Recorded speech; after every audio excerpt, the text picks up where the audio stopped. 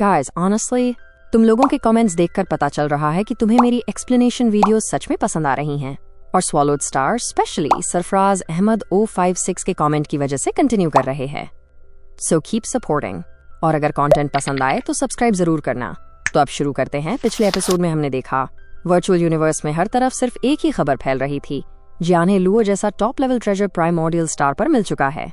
लेकिन उन्हें असली शॉक तब लगता है जब उन्हें पता चलता है कि वो ट्रेजर किसी और के पास नहीं बल्कि मैक्स के पास है।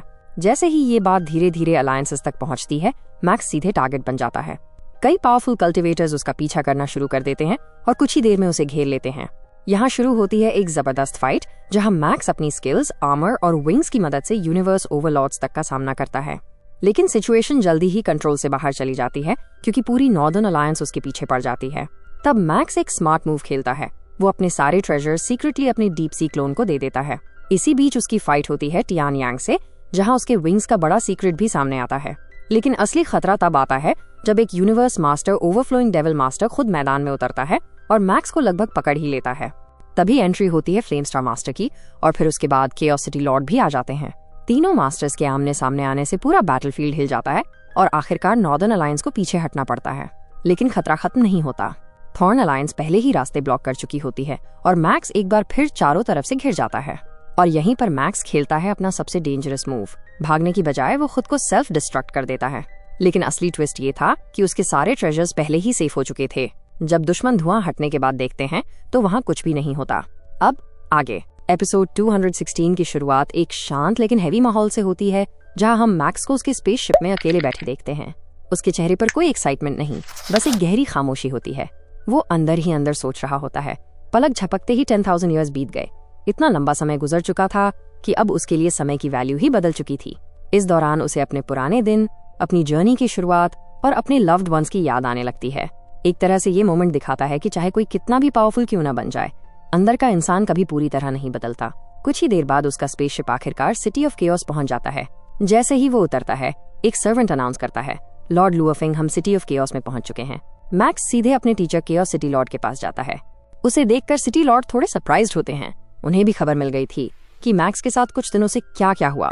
वो कहते हैं कि मैक्स ने खुद को सेल्फ डिस्ट्रक्ट करके एस्केप किया और फिर अपनी अबंडेंट डिवाइन पावर की मदद से अपनी बॉडी को दोबारा रिस्टोर कर लिया। यहाँ साफ दिखता है कि मैक्स अब नॉर्मल लेवल से बहुत ऊपर जा चुका है। उसके लिए डेथ भी परमानेंट नहीं रही।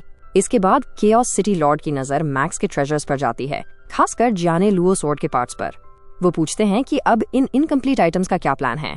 मैक्स ऑनेस्टली जवाब देता है कि ये अभी इनकम्प्लीट है, इसलिए इनकी वैल्यू लिमिटेड है और उसे इन्हें बेचने के लिए कोई प्रॉपर चैनल भी नहीं मिल रहा। तभी केओस सिटी लॉर्ड उसे एक स्मार्ट सजेशन देते हैं कि वो इन ट्रेजर्स को अपने क्लैन को कंट्रीब्यूट कर दे। बदले में उसे ट्रेजर पॉइंट्स और प्रेशियस मैनुअल्स मिलेंगे, जिन्हें वो फ्यूचर में यूज कर सकता है। सीन फिर शिफ्ट होता है हॉल ऑफ ऑफरिंग ट्रेजर्स में, जहाँ एआई कंफर्म करता है कि अगर मैक्स जियाने लुओ स्वॉर्ड को क्लैन को डेडिकेट करता है तो उसे 12 पॉइंट्स मिलेंगे। मैक्स बिना हेजिटेट किए एक्सेप्ट कर लेता है क्योंकि अब उसका माइंडसेट क्लियर है, रैंडम ट्रेजर कलेक्ट करना नहीं बल्कि सही इन्वेस्टमेंट करना। केओस सिटी लॉर्ड उसे आगे समझाते हैं कि इन पॉइंट से वो ट्रेजर वेयरहाउस में जाकर अपने लिए सूटेबल रिसोर्सेज ले सकता है। अब मैक्स एक नई सिचुएशन में है जहां उसे डिसाइड करना है कि कौन सा ट्रेजर उसकी फ्यूचर ग्रोथ के लिए बेस्ट रहेगा। वो सोचता है, मेरे पास ऑलरेडी डीप सी क्लोन की वजह से अनलिमिटेड एनर्जी सप्लाई है, तो मुझे सर्वाइवल या पावर की टेंशन नहीं है। यानी अब उसकी प्रायोरिटी बेसिक स्ट्रेंथ नहीं बल्कि स्ट्रेटेजिक ग्रोथ है। वो आगे कैलकुलेट करता है कि उसे किसी मैनुअल या गाइडेंस की जरूरत नहीं, क्योंकि उसकी कल्टिवेशन डायरेक्शन ऑलरेडी क्लियर है। इसलिए वो कंक्लूजन पर पहुंचता है, सबसे सही डिसीजन यही होगा कि मैं इन पॉइंट्स को किसी strong long term valuable treasure में इन्वेस्ट करूं। लेकिन जैसे ही वो लिस्ट चेक करता है, उसे रियलिटी समझ आती है। यहाँ हर पावरफुल ट्रेजर की कीमत बेहद ज्यादा है। एक नॉर्मल डोमेन ट्रेजर भी कम से कम 16 पॉइंट से शुरू होता है और जिस ट्रेजर पर उसकी नजर थी 9 हेवंस रिवर, उसे पाने के लिए तो उसे और भी ज्यादा रिसोर्सेज चाहिए। यहाँ मैक्स एक इंपॉर्टेंट रियलाइजेशन पर पहुंचता है, पावरफुल बनने के बाद भी रिसोर्सेज की रेस कभी खत्म नहीं होती। इस बीच मैक्स को अचानक सीनियर चेंग फेंग की याद आती है।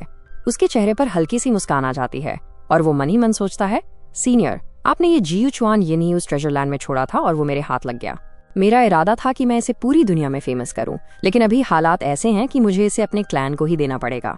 अगर आगे किसी स्ट्रॉन्ग कल्टिवेटर ने इसे एक्सचेंज नहीं किया तो मैं इसे वापस जरूर हासिल कर लूंगा।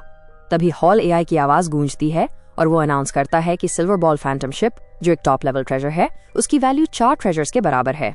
उसी पल वो ट्रेजर मैक्स के सामने समन हो जाता है और उसकी डिटेल स्क्रीन पर दिखने लगती हैं। मैक्स की नजर जैसे ही अगले ट्रेजर पर पड़ती है वो थोड़ी देर के लिए ठहर जाता है। 9 हेवंस रिवर, एक ऐसा डोमेन टाइप ट्रेजर जिसकी पावर सिर्फ अटैक में नहीं बल्कि प्योर कंट्रोल में थी। एनिमी को सप्रेस करना, बाइंड करना और बैटलफील्ड को पूरी तरह अपने कंट्रोल में लेना। साथ ही लॉज ऑफ गोल्ड और लॉज ऑफ स्पेस के साथ इसका ओवरलैप इसकी ताकत को कई गुना बढ़ा देता था। मैक्स उस चमकते हुए ट्रेजर को ध्यान से देखता है और धीरे से कहता है, तो आखिरकार ये मेरे सामने है। 9 हेवंस रिवर, उसकी नजरें उसी पर टिक जाती हैं। अचानक एक एनर्जी वेव के साथ मैक्स अपने क्लोन गोल्डन हॉर्न बीस्ट में ट्रांसफॉर्म हो जाता है। उसका ह्यूज शरीर, उसकी डिवाइन ऑरा, सब कुछ उस मोमेंट को और भी भारी बना देता है।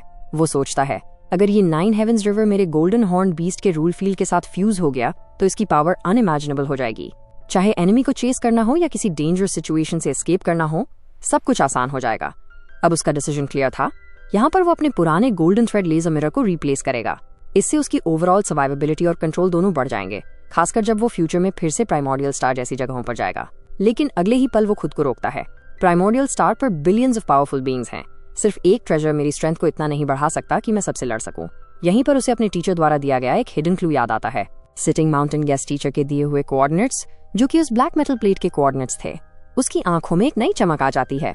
अगर मुझे वो 4th मेटल प्लेट मिल गई तो मेरे गोल्डन हॉर्न क्लोन का जेनेटिक लेवल एक बार फिर ब्रेक थ्रू करेगा और मैं और भी ऊपर जा सकता हूँ। तभी उसकी शिप की स्क्रीन पर एक नया डेस्टिनेशन फ्लैश होता है, craftsman God star. Max screen को देखते हुए धीरे से कहता है, तो ये है वो जगह। उसी समय बबाता उसे इस जगह के बारे में बताती है कि ये कोई नॉर्मल प्लैनेट नहीं है, बल्कि इसका ओनर एक बेहद पावरफुल बीइंग है, Lord of the God of war. और यूनिवर्स की काउंटलेस रेसेस मानती हैं कि इस बीइंग की ट्रेजर रिफाइनिंग एबिलिटी सबसे टॉप लेवल पर है। यानी मैक्स अब एक नई जर्नी की तरफ बढ़ चुका था, जहां सिर्फ लड़ाई नहीं बल्कि क्रिएशन, क्राफ्टिंग और अल्टीमेट पावर अपग्रेड उसका इंतजार कर रहे थे। बबाता आगे चेतावनी देते हुए कहती है, ये क्राफ्ट्समैन गॉड स्टार कोई नॉर्मल जगह नहीं है। ये एक ट्रांसेंडेंट एग्जिस्टेंस बन चुका है। यहाँ किसी को मारना मना है, लेकिन तुम्हारी ह्यूमन आइडेंटिटी बहुत अटेंशन खींचेगी। बेहतर यही होगा कि तुम अपने डीप सी क्लोन के रूप में आगे बढ़ो। मैक्स तुरंत इस बात को समझ जाता है। वो बिना बहस किए अपनी स्ट्रैटेजी बदल देता है। वो अपने सारे important treasures golden horn beast के पास छोड़ देता है और खुद डीप सी क्लोन के रूप में आगे बढ़ने का फैसला करता है। वो मन ही मन सोचता है, अगर ये प्लैनेट इतना पावरफुल है तो यहाँ का गॉड डिसेंडर और उसके डिसाइपल्स भी नॉर्मल नहीं होंगे। एक पल के लिए वो रुकता है और अपने पिछले खतरनाक एक्सपीरियंसेस को याद करता है और कहता है, बस ये ट्रिप आइस जेड स्टार जितनी खतरनाक ना हो। इसके बाद हम देखते हैं कि मैक्स आखिरकार क्राफ्ट्समैन गॉड स्टार पर लैंड करता है। जैसे ही वो इस प्लैनेट की जमीन पर कदम रखता है, उसे एक अजीब सा एहसास होता है। उसके अंदर मौजूद मेटल प्लेट अचानक रिएक्ट करने लगती है, जैसे वो किसी चीज की तरफ खींच रही हो। मैक्स तुरंत समझ जाता है, ये मेटल प्लेट मुझे किसी खास जगह बुला रही है। दूर उसे कुछ पावरफुल कल्टिवेटर्स दिखाई देते हैं जो शांत बैठकर जैसे किसी चीज का इंतजार कर रहे थे। जैसे ही मैक्स उनकी तरफ बढ़ता है, एक विशालकाय कल्टिवेटर उसे रोक देता है। रुक जाओ, आगे मत बढ़ो। उनका साइज इतना बड़ा था कि मैक्स का डीप सी क्लोन उनके सामने एक छोटे कीड़े जैसा लग रहा था। दूसरा कल्टिवेटर कहता है, जियांगशेन माउंटेन एक सीक्रेट प्लेस है। यहाँ सिर्फ गॉड डिसेंडर और उनके डिसाइपल्स रहते हैं। बिना परमिशन कोई भी अंदर नहीं जा सकता। पहला कल्टिवेटर आगे समझाता है, अगर तुम सीखना चाहते हो तो हमारी तरह यहीं रुककर इंतजार करो। मैक्स बाहर से शांत था, लेकिन अंदर उसका दिमाग तेजी से काम कर रहा था। उसे साफ समझ आ गया, वो मेटल प्लेट इसी माउंटेन के अंदर है। तभी बबाता मैक्स से कहती है, एक मास्टर ऑफ द यूनिवर्स के प्लेस में घुसकर चोरी करना नामुमकिन है। अगर अंदर जाना है तो तुम्हें डिसाइपल बनना होगा। इतने में वहाँ हलचल बढ़ने लगती है। कुछ लोग कहते हैं, देखो लॉर्ड ऑफ मैनिफेस्टेशन के डिसाइपल्स आ रहे हैं। सबकी आंखों में उम्मीद आ जाती है। एक कल्टिवेटर उनसे पूछता है, हम कब गॉड डिसेंडर से मिल पाएंगे? लेकिन जवाब सुनकर सब हैरान रह जाते हैं। उनमें से एक डिसाइपल कहता है, टीचर तो 2 दिन पहले ही बाहर चले गए हैं, शायद 1000 साल बाद लौटें या 10,000 साल बाद। यह सुनते ही भीड़ में गुस्सा और निराशा फैल जाती है। एक कल्टिवेटर चिल्लाता है, ये मजाक है क्या? उसी भीड़ में खड़ा ओवरफ्लोइंग डेविल मास्टर ताना मारता है, सिर्फ बेवकूफ ही यहाँ बैठकर इंतजार करेंगे। ये कहते ही वो वहां से चला जाता है। लेकिन जहां बाकी सब निराश हो रहे थे, वहीं मैक्स के लिए ये खबर किसी जैकपॉट से कम नहीं थी। उसकी आंखों में चमक आ जाती है। वो तुरंत समझ जाता है, गॉड डिसेंडर यहाँ नहीं है, मतलब ये जगह अभी प्रैक्टिकली अनगार्डेड है। अब उसके दिमाग में एक ही विचार चल रहा था, ये मौका बार बार नहीं मिलेगा। अगर मुझे वो मेटल प्लेट चाहिए तो अभी इसी टाइम पे मैं वो ले सकता हूँ, नहीं तो ऐसा मौका दोबारा नहीं मिलेगा। सीन अब शिफ्ट होता है क्राफ्ट्समैन गॉड माउंटेन के बिल्कुल हार्टलैंड में, उस जगह पर जहाँ असली सीक्रेट्स छिपे हुए थे। मैक्स अब पूरी तरह सीरियस मोड में आ चुका था और अब वो अपनी मोसा क्लैन बॉडी का इस्तेमाल कर रहा था, जो धीरे धीरे वैली की गहराइयों में सरक रही थी। ये सीधा इन्फिल्ट्रेशन था, साइलेंट, हिडन और बेहद रिस्की। जैसे जैसे वो अंदर बढ़ता है, उसे तुरंत महसूस होता है कि यहाँ का माहौल अलग है। चारों तरफ स्पेस ब्लॉकेड लगा हुआ था। मैक्स समझ जाता है, अगर यहाँ स्पेस ब्लॉक किया गया है तो ये जगह जरूर सबसे इंपॉर्टेंट है। थोड़ा आगे बढ़ते हुए उसे कुछ कल्टीवेटर्स की बातें सुनाई देती हैं। वो हीट से परेशान होकर कह रहे थे कि यहाँ टिकना उनके बस की बात नहीं, सिर्फ यूनिवर्स वेनरेबल लेवल के लोग ही यहाँ आराम से रह सकते हैं और वेपन्स रिफाइन कर सकते हैं। लेकिन मैक्स इन सबको इग्नोर करता है। उसका पूरा फोकस सिर्फ एक चीज पर था, फोर्थ ब्लैक मेटल प्लेट। अब वो ट्रेजर की प्रेजेंस और भी स्ट्रांग हो चुकी थी और सीधा माउंटेन के बीच उसके कोर से आ रही थी।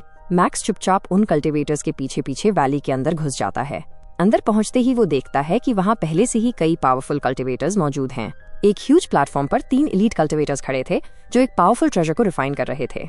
उनकी एनर्जी देखकर मैक्स तुरंत समझ जाता है ये नॉर्मल डिसाइपल्स नहीं है, इनकी पावर यूनिवर्स ओवरलॉर्ड के बराबर है। अगर जरा सी भी गलती हुई तो सब खत्म। तीनों कल्टीवेटर्स एक डेंजरस फायर के सामने खड़े थे। एक अपने स्टाफ से खुद को प्रोटेक्ट कर रहा था और धीरे धीरे उस आग के करीब बढ़ रहा था। मैक्स अब पेशेंस मोड में था। वो मन ही मन टाइमिंग कैलकुलेट करता है। मुझे वेट करना होगा जब तक ये तीनों पूरी तरह अपने फॉर्जिंग में खो न जाएं। जैसे ही इनका फोकस पीक पर जाएगा वही मेरा चांस होगा। और फिर वो मोमेंट आ जाता है। अब जैसे ही तीनों कल्टीवेटर्स पूरी तरह अपने काम में डूबते हैं, मैक्स पत्थर के रूप में ही उनके सामने से नीचे लावा में कूद जाता है। तीनों को हल्की सी आहट महसूस होती है, हाँ, लेकिन तब तक मैक्स बहुत नीचे जा चुका था। अब वो माउंटेन के सबसे निचले हिस्से में पहुंच चुका था और जो सीन उसके सामने था वो हैरान कर देने वाला था। लेकिन उसी पल उसे एक स्ट्रॉन्ग कनेक्शन महसूस होता है। अब उसे पूरी तरह यकीन हो चुका था, फोर्थ ब्लैक मेटल प्लेट इसी गोड के अंदर है।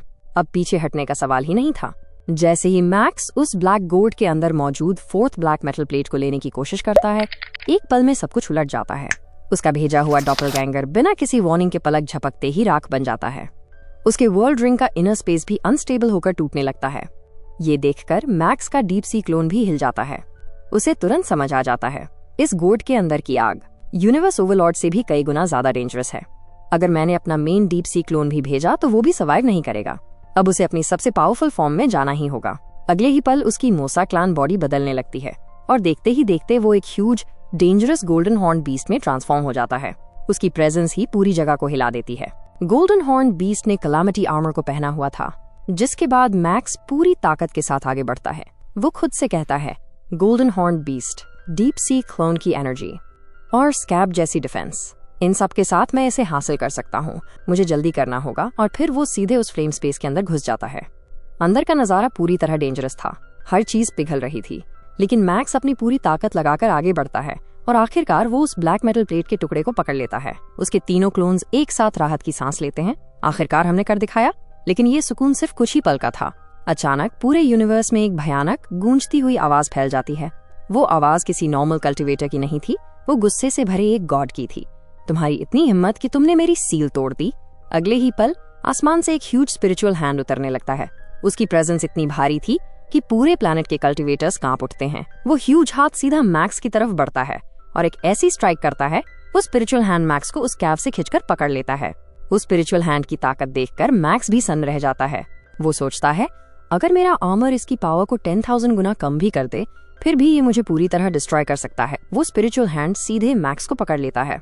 उस ह्यूज स्पिरिचुअल हैंड के सामने मैक्स सच में एक छोटी सी चींटी जैसा लग रहा था। फिर वो उसे प्लैनेट से खींचकर सीधे वॉइड में ले जाता है। मेरे फुल पाम स्ट्राइक से बच गए, मानना पड़ेगा, तुम में स्किल है। एक पल के लिए ऐसा लगता है जैसे वो इम्प्रेस्ड है, लेकिन अगले ही पल उसका टोन बदल जाता है। इतने टैलेंटेड को यूं ही मार देना, थोड़ा अफसोस होगा। और फिर बिना वार्निंग के वो उसी स्पिरिचुअल हैंड से मैक्स को पूरी ताकत से वॉइड में फेंक देता है।